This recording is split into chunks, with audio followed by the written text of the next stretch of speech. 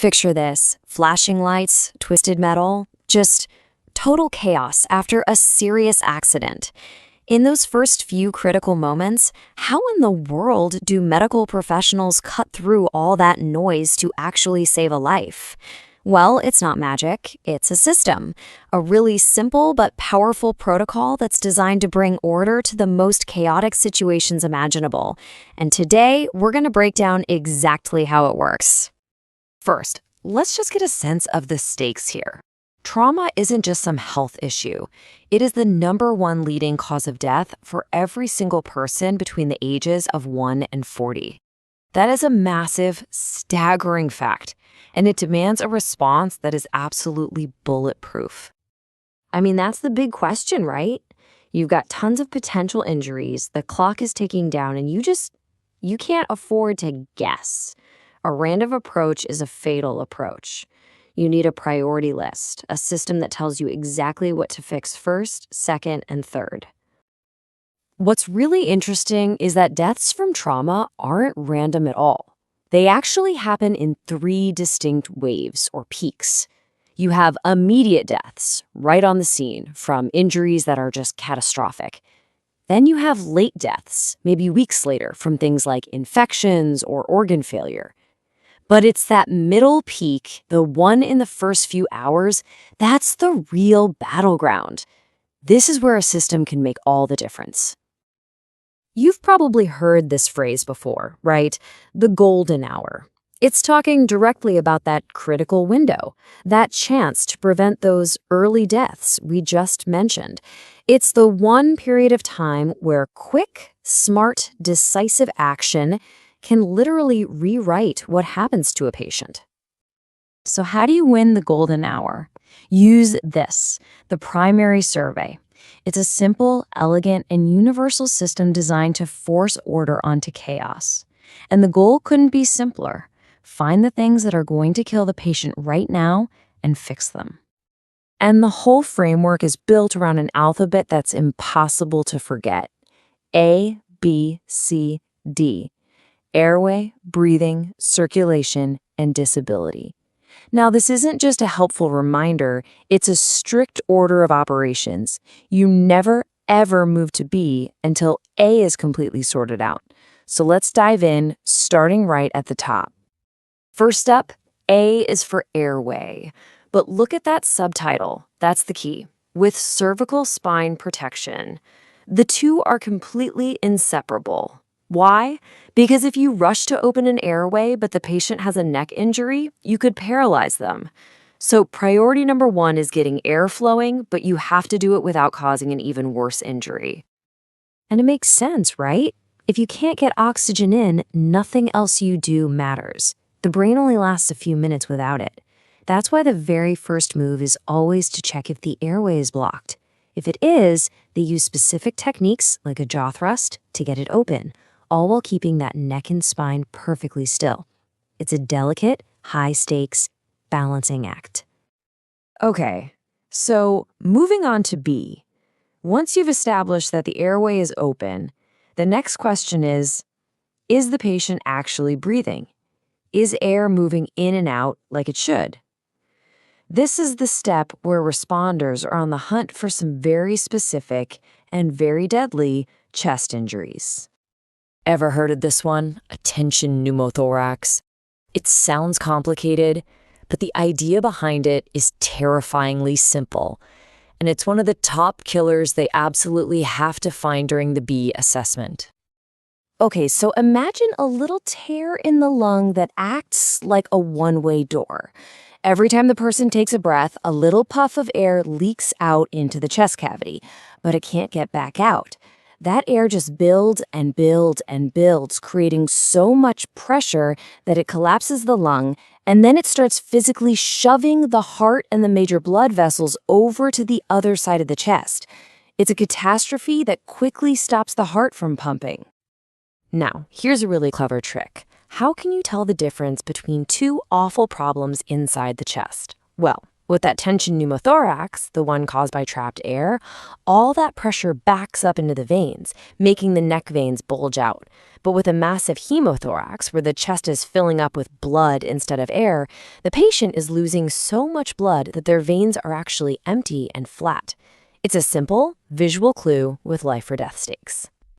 All right, here's another scary-sounding one you might hear in the trauma bay: a flail chest. This is a really brutal injury that makes it incredibly hard to breathe. So, what is it? So this happens when a person breaks several ribs in more than one place. What that does is create a little section of the chest wall that's just floating. It's not connected to the rest of the rib cage anymore.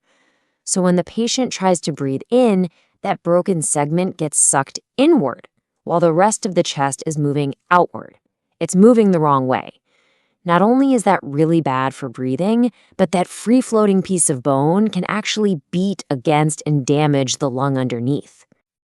Okay, we've got an open airway, the patient is breathing, so now we get to C for circulation, because you can have a perfect airway, but if you're bleeding to death, you're still dying. The mission here is as simple as it gets: stop the bleeding. And you're basically doing two things at once here. First, the obvious stuff. Find any bleeding you can see on the outside and put pressure on it. But at the exact same time, you have to assume there's bleeding you can't see. That means getting big IV lines started right away to give fluids and blood, and keeping a sharp eye out for the subtle signs of a major internal bleed. One of the scariest circulation problems is something called cardiac tamponade. This is where blood starts to leak into that tough little sac that surrounds the heart. It fills up like a water balloon and literally squeezes the heart so it can't beat. And this is a perfect example of the find it, fix it rule. The fix is as dramatic as the problem. A long needle is carefully put into the chest to drain that blood, instantly taking the pressure off the heart so it can start pumping again. All right, finally, once the airway, breathing, and circulation are under control, we get to D for disability. Now, this isn't about long-term problems. This is a really quick, down and dirty check of the patient's brain function to see if they might have a serious head injury. And the main tool they use for this is the Glasgow Coma Scale, or GCS. It looks complicated, but it's actually a super simple scoring system that gives you a number between 3 and 15. It's a quick, objective way to measure how the brain is working by checking 3 simple things. Are their eyes open? Are they talking? And are they moving? It's like a rapid-fire report card for the brain. And those numbers mean something very specific. A score of 13 to 15, that's generally a mild injury. But the magic number everyone worries about is 8. A score of 8 or less means that patient has a severe head injury. It's a massive red flag that tells the team this person can't protect their own airway and probably needs a breathing tube right now to save their brain. So you've gone through A, B, C, and D. You've handled all the immediate life-ending threats. So, are we done? Not even close. Now the real investigation begins. We move on to the secondary survey. Think of it this way. If the primary survey was about putting out the huge, raging fires, the secondary survey is the slow, careful search through the ashes to find every last glowing ember. It's a complete, detailed, head-to-toe examination to find every single other injury, from a broken pinky finger to a bruised kidney. And that really brings us to the whole point of all this. When the pressure is on, when everything is going wrong and the situation is just pure chaos, the most powerful tool in the room isn't some fancy machine. It's a simple, logical system that everyone knows by heart and follows without question. It's a pretty powerful idea to end with, isn't it? Just by focusing on one thing at a time, in the exact right order, The ABCs turn an overwhelming, impossible problem into a series of small, manageable steps. It just goes to show you that sometimes the simplest ideas are the ones that save the most lives.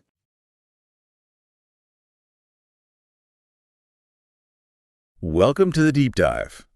Today we're really getting into something intense, the clinical protocols for trauma management. Yeah, it's a look at how medicine brings order to chaos, using sources that lay out the step-by-step process after major injury. And the stakes, well, they could be higher. Trauma is, tragically, the #1 killer for people aged 1 to 40. It really puts it in perspective. This isn't just about patching someone up. It's about a rapid-fire, systematic approach against the clock. And it gets even trickier, doesn't it, when you add in complicating factors? Oh, absolutely. Things like extremes of age, the very young or the elderly, or underlying health problems. Pregnancy, too, I imagine. Pregnancy, yes. And sometimes even the protective gear people wear can paradoxically contribute to certain injury patterns. So the how of the injury is critical from the start. What are the main types we're looking at based on the sources? Right. The mechanism matters hugely. You've got blunt trauma, car crashes, falls, basically kinetic energy transfer. Then penetrating trauma, like knife or gunshot wounds, where something actually breaks the skin and goes in. Makes sense. Blast injuries are complex. They mix blunt, penetrating, sometimes thermal effects. Think explosions. Right, a combination. Then crush injuries, like a building collapse, and also simpler thermal injuries, burns and such. Each needs a different initial thought process. Okay, let's dig into the timeline. Because trauma death isn't just one moment. The sources outline distinct phases. What kills people almost instantly? Those are the immediate deaths. We're talking less than an hour from injury. Often these are injuries that are just fundamentally unsurvivable. Like what specifically? Things like completely losing the airway, a very high spinal cord injury, what we call a high C-spine lesion, or a major rupture of the aorta or the heart itself. Catastrophic structural failures. Exactly, or devastating brainstem injuries. There's often very little that can be done in the field for these. They're immediately fatal. So that's the initial impact. But then comes that critical period, often called the golden hour. That's right. This is the early deaths window, usually about 1 to 3 hours after injury. And this is where speed makes all the difference. These are the injuries where intervention can change the outcome. Precisely. These are often about rapid blood loss or building pressure inside the body. Think epidural or subdural hematomas bleeding around the brain. Okay. Or major bleeding inside the chest, like a hemothorax or a collapsed lung, a pneumothorax. Also, massive bleeding from big fractures, like the pelvis or femur. So stopping the bleed and relieving pressure are key here. Absolutely. Catch these early, treat them aggressively, and you have a fighting chance. Wait too long, and, well, it's often too late. It feels like phase 1 is immediate destruction. Phase 2 is about managing volume and pressure. But the danger isn't over even then, is it? What about late deaths? No, the battle changes. Late deaths usually happen weeks later, maybe 2 to 4 weeks down the line. Weeks. What's happening then? The patient survived the initial crisis, the surgery, everything. But now the body's own response, this massive inflammatory cascade, starts causing problems. Secondary complications. Exactly. Things like sepsis, overwhelming infection, or multiple organ system failure, where the kidneys, liver, or lungs just start shutting down. And clots too. Pulmonary embolism, yeah, blood clots traveling to the lungs. It shows that trauma isn't just the moment of impact, it's a long war the body fights afterwards. Understanding that timeline really highlights why the initial response is so structured. So on scene, first few minutes, what's the absolute core principle of that initial assessment? It's all about the primary survey. And the logic is brutally simple. Find what's killing the patient right now. Yeah. And if you find it, you must correct it immediately, on the spot, if possible. What if you can't fix it there? Like it needs major surgery. Then the focus shifts instantly. Support the ABC's airway, breathing, circulation, and get them to definitive care, fast. Maximum speed on transport. Find it, fix it, or fly.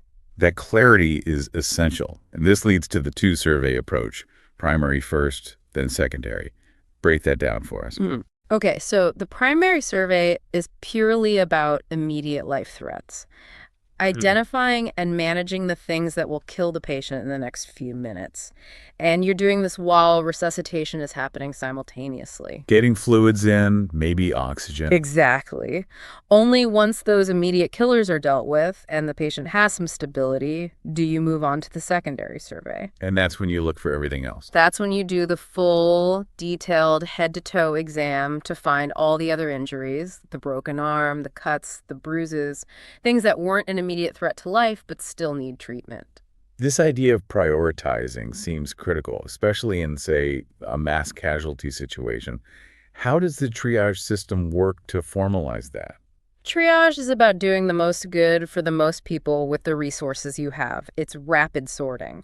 Category 1 is your top priority, emergency and critical. Like Someone whose airway is blocked or who has catastrophic bleeding. They cannot wait. They need attention now. Okay, category 1 is immediate. What's next? Category 2 is urgent. These patients are seriously injured, but their condition allows maybe a 30-minute delay for definitive care without immediate collapse. Still serious, but a little breathing room. A little, yes. Then category 3 is delayed. These are often called the walking wounded. Less serious injuries where waiting won't significantly worsen their outcome. Got it. So resources focus on 1 and 2 primarily. Primarily, yes. Categories 4 and 5 are more grim. Category 4 are patients with such severe injuries that survival is considered unlikely, even with care. And category 5? Category 5 are those who are already deceased. It's a harsh reality, but the system directs limited resources towards those with the best chance of survival. Okay, let's walk through the actual life-saving steps, the ABCDEs, starting with A, airway, with C-spine control. Why is the cervical spine always linked with the airway? Because an injury high up in the neck, the C-spine, can knock out the nerves controlling the diaphragm. No diaphragm movement means no breathing. So you always assume a C-spine injury in major blunt trauma until it's proven otherwise. So how do you manage that while checking the airway? You manually stabilize the head and neck in a neutral position. Just hold it still while you do the airway assessment. That's the classic look, listen, and feel. Looking for chest rise, listening for breath sounds, feeling for air movement. Exactly. And asking them a question, if possible. If they can speak clearly, their airway is probably okay for now. But if it's blocked, what are the first steps? Not immediate surgery, right? No, you start simple. Basic maneuvers first. A chin lift or a jaw thrust. These can physically pull the tongue away from the back of the throat and suctioning out blood or debris. When does the surgical airway, the cricothyroidotomy, come in? That's really reserved for situations where you can't secure the airway otherwise. Maybe massive facial trauma that prevents intubation through the mouth or nose or severe swelling. It's a last resort to bypass the obstruction. Okay, airway secured, C-spine protected. Let's move to B, breathing and ventilation. This is where pressure issues really come into play. Tell us about tension pneumothorax. Right, this is a huge one, a rapid killer. It happens when there's a lung injury that acts like a one-way flap valve. So air gets into the chest cavity. During breathing in, but it can't get out when they breathe out. So air pressure builds and builds on that side. And what does that pressure do? It compresses the good lung. And worse, it pushes the heart and the major blood vessels, the mediastinum, over to the other side. Kinking the big vessels. Exactly. It stops blood from returning to the heart properly. That causes shock fast. What are the telltale signs you look for? You don't wait for an x-ray, right? Absolutely no time for an x-ray. This is a clinical diagnosis. You'll see difficulty breathing, maybe the trachea shifted off center, neck veins bulging because the blood can't return. Bulging neck veins, okay. And crucially, if you tap on that side of the chest, it sounds hyperresonant, like a drum because it's full of trapped air. And the immediate fix. Needle thoracostomy. You take a large needle, a wide bore cannula, and insert it into the second intercostal space, mid-clavicular line. To let the trapped air out. Precisely. You get this hiss of escaping air, and it immediately relieves the pressure. Buys critical time. Okay, contrast that with massive hemothorax. Still in the chest, but different problem. Totally different. Here, the chest cavity is filling with blood, not air. Massive volume loss is the issue. So the signs must be opposite in some ways. They often are. Because the patient is losing blood rapidly, they're going into shock. So instead of bulging neck veins, the neck veins are usually collapsed. Okay, collapsed veins and percussion. Instead of hyperresonant, it's dull to percussion over that area because it's full of fluid blood. Makes sense. And the treatment is different too. Yes.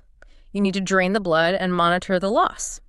So you place an intercostal tube, an ICT, or what most people call a chest tube. And there's a critical number associated with that drainage. Yeah. 2,000 cc's or 2 liters. Why is that number so significant? Yeah, that initial gush of 2,000 cc's or ongoing significant bleeding tells you this isn't just a small vessel leak. This is likely a major artery or vein inside the chest that's torn open. So it's a surgical emergency. Absolutely. That much blood loss mandates an urgent thoracotomy. Opening the chest in the operating room to find the source and physically stop the bleeding. Wow. Okay. Quickly, 2 other BO problems, flail chest and cardiac tamponade. What's flail chest? Flail chest is when you have 2 or more ribs broken in 2 or more places. This creates a segment of the chest wall that isn't connected properly anymore. So it moves weirdly. Exactly. It moves paradoxically. It gets sucked in when the patient breathes in and pushes out when they breathe out, opposite to the rest of the chest. That looks dramatic, but is that the main problem? The paradoxical motion is dramatic, but the real danger with flail chest is often the underlying lung injury, the pulmonary contusion or bruising of the lung. That's what really causes respiratory failure. And initial management. Stabilize that flail segment. Sometimes just careful positioning, sometimes bandaging or taping to provide support and reduce pain, helping them breathe better. And cardiac tamponade. Blood around the heart. Yeah, blood filling the paracardial sac, the space around the heart. This compresses the heart so it can't fill properly with blood between beats. Less blood getting pumped out. Right, leading to shock. Mm. On x-ray, sometimes you see this characteristic flask-shaped heart shadow. And the emergency fix for that. Pericardiocentesis. You insert a needle into the pericardial sac to drain the blood, immediately relieving the pressure on the heart. Okay, A and B covered. Moving to C, circulation and hemorrhage control. Bleeding is the big preventable killer, right? Absolutely is. So C is all about stopping the bleeding you can see and replacing the volume that's been lost. How do you stop external bleeding? Direct pressure first. Simple but effective. Push hard on the bleeding site. Tourniquets for catastrophic limb hemorrhage if pressure isn't enough. And internal bleeding. That requires surgeons. While they're getting ready, you focus on resuscitation. That means getting large IV lines in wide pore cannulas, at least 2. To push fluids fast, what fluids do you start with? Usually start with crystalloid solutions, like lactated ringers, and crucially, it needs to be warmed. Why warmed? Because massive fluid infusion, especially if it's cold, can rapidly make the patient hypothermic, drop their core body temperature. And hypothermia stops blood from clotting properly. Oh, the triad of death, connection, hypothermia, acidosis, coagulopathy. Exactly. Cold patients bleed more. So you warm the fluids, use warming blankets, fight the cold aggressively while you're replacing volume, and then move quickly to blood products. That interplay is so critical. Okay, on to D-disability. This is the neurological check. Yes, a quick assessment of their neurological status. The standard tool is the GCS Glasgow Coma Scale. Scale of 3 to 15, right? Right. 15 is fully awake and oriented. 3 is deep coma, completely unresponsive. It gives you a quick baseline. How do they categorize head injuries using GCS? Generally, mild head injury is GCS 13 to 15, moderate is 9 to 12, and severe head injury is GCS 3 to 8. And if it's severe, GCS 8 or less, indicating significant brain injury, what are the immediate management steps for potential brain swelling? Key goals are ensuring good oxygenation, often requiring intubation if they can't protect their airway, and reducing intracranial pressure. One tool for that is IV mannitol. Mannitol. How does that work? It's pretty clever, actually. It's an osmotic diuretic. Basically, it makes the blood hyperconcentrated, so it pulls excess water out of the swollen brain tissue across the blood-brain barrier and into the blood vessels. Reducing the swelling pressure. Exactly. The kidneys then excrete the excess water. It helps reduce that dangerous intracranial pressure. Mild hyperventilation might also be used temporarily. Now, there's a critical rule about brain imaging, specifically CT scans. When can you absolutely not send a patient for a CT? This is a golden rule. Never send an unstable patient to the CT scanner. If their blood pressure is crashing, if they're hypovolemic or hypoxic, low blood volume or low oxygen, you stabilize them first. Why is that so strict? Because if that patient arrests or their condition deteriorates sharply while they're inside the scanner tunnel, you can't effectively manage their ABCs. You can't do CPR easily. You can't manage their airway properly. Stabilize first, then scan. Always. Rule out low oxygen and low volume as the cause of altered mental status before blaming the head injury. That makes perfect sense. Stability trumps detailed imaging initially. Okay, this brings us towards the end of the primary survey. E is for exposure. Right. Exposure and environment. You need to fully undress the patient to make sure you don't miss any injuries front and back. But as soon as you expose them, you cover them with warmed blankets to prevent that hypothermia we talked about. And only after all of A, B, C, D, and E are done and the patient is stabilized can you move to the secondary survey. Correct. Primary survey completed, resuscitation ongoing and showing effect, vital signs normalizing. Then you can take a breath and start the detailed head-to-toe secondary survey. During that secondary survey, when you're looking for everything, the sources mention two really important don'ts regarding common tubes: nasogastric tubes and urinary catheters. Why the caution? Yeah, critical contraindications. For the nasogastric tube, or NGT, if you suspect any significant facial fractures or especially a basilar skull fracture. The base of the skull. Yes. Yeah. Trying to insert an NGT through the nose could potentially push the tube right through the fracture site and into the brain cavity.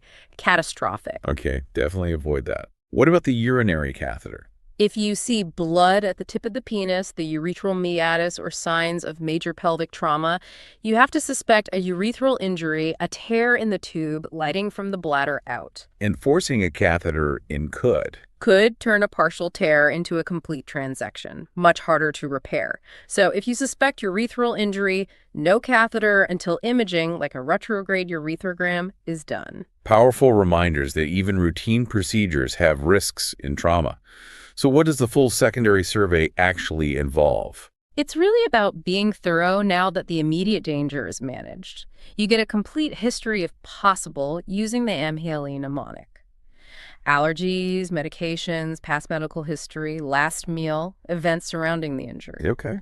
Then a detailed physical exam from head to toe, including checking the back by log rolling the patient carefully, reassessing vital signs constantly. And imaging. Yes. This is when you get the standard screening x-rays, if not already done. Chest x-ray, pelvis x-ray, looking for fractures that cause major bleeding, and C-spine x-rays to formally clear the neck if possible, plus any other imaging indicated by the findings. So you're building the complete injury picture. Exactly. Moving from the what's killing them now of the primary survey to what else is wrong of the secondary survey. It's a very deliberate, methodical progression. It really is. This whole systematic approach, from that immediate find it, fix it, or fly mentality to the detailed secondary look, it's just a masterclass in managing chaos. The absolute key is that relentless focus on the immediate life threat, dealt with in order of priority, speed and accuracy under immense pressure. And thinking about that whole arc you described earlier, from those instant structural failures like an aortic rupture to the late deaths from things like sepsis weeks later. Yeah, that contrast is striking, isn't it? It really is. It says something profound about the initial overwhelming force of the trauma versus the body's long, slow, and sometimes self-destructive response to it. Exactly. Surviving the impact, the initial hours, is just the first hurdle. The longer battle is often internal against the body's own inflammatory and systemic reactions to such a massive insult. It underscores that trauma care isn't just about the first hour, it's a continuum. A fascinating and incredibly vital area. Thanks for taking us through this deep dive into the critical steps of trauma management.